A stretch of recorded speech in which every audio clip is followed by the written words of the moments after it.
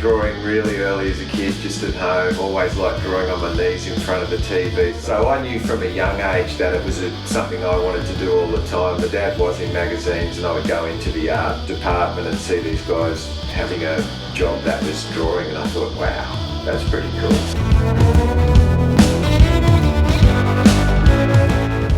At school, I had a reputation for drawing caricatures of all my mates. It was like Chris Appis and Barton Lynch and Simon Jones. There was a whole mob of us, and I used to do really nasty caricatures.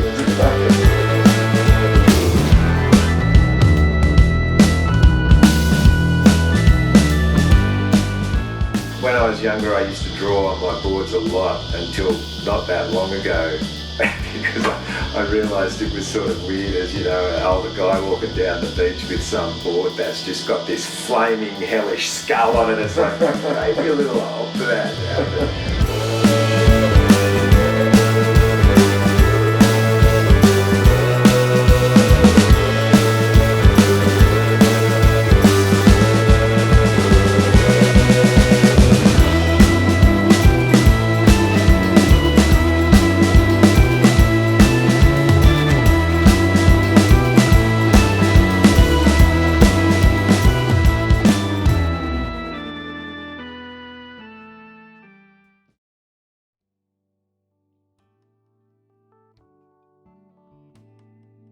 We were talking a bit earlier about a poster I did for Eddie Vedder where I did it of Mark Richards as a skeleton from classic free variety era. And Mark loved it because he was friends with Eddie Vedder, and then Mark Richards asked if they could use it as a t-shirt, and 14-year-old me was like, fuck yeah. So I've got a bunch of those shirts and I like wearing them because I don't normally wear my own stuff, but it was for Mark Richards, he was just a hero when I was a kid.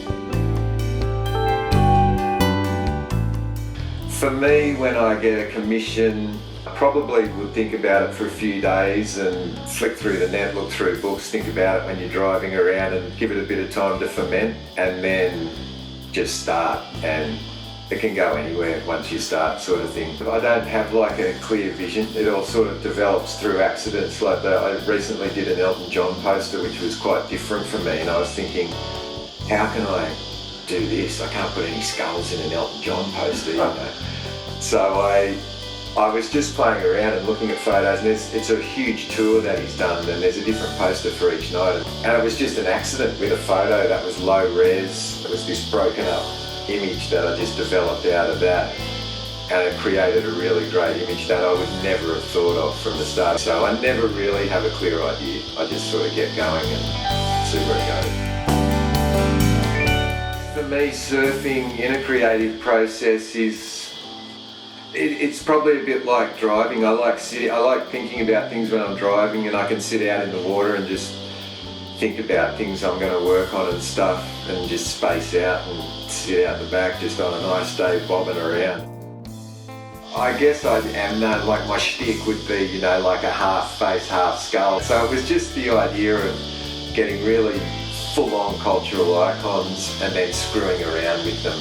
Doing the half skull and half face is fun, and particularly seeing what people write about it or take in on their own, and like, he stripped back to this and that and have all these, it's like, oh not really, skulls just look cool.